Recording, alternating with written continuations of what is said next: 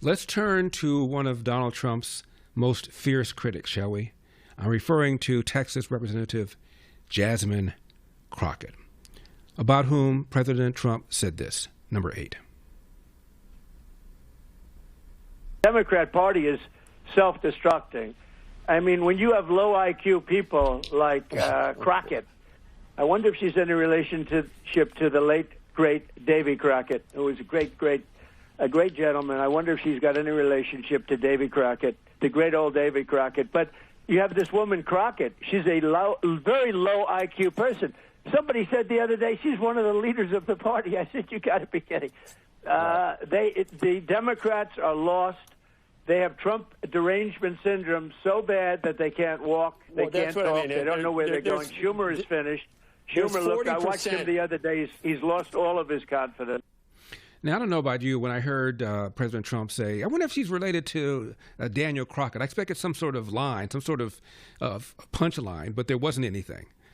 If she is, I bet Davy Crockett is spinning in his grave or something like that. But he didn't pay it off. Anyway,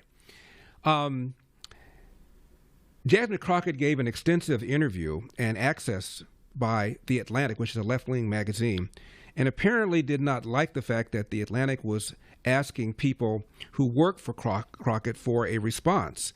And she tried to prevent them from publishing the article, but they did anyway. The New York Post says that people that have worked for Jasmine Crockett refer to her as a boss from hell. Quote, all diva, no wow, close quote. Let me just read you some of this from this New York Post article. Crockett is not often found at her government-provided suite in the Longworth House office building. One insider said she prefers to work from her luxury apartment nearby, sometimes for weeks on end. Quote, she is laying around her apartment, won't come into the office, and is really indifferent to staff and will scream at them, according to a former aide. She's never in the office, is very disengaged, does her bull blank that goes viral, and then freaks out over the most random things.